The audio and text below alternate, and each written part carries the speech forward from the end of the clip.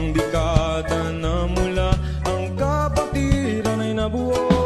Sama-samang nilakbay patungong tagumpay. Samahang pinag-ibay at respeto ang siyang tuloy.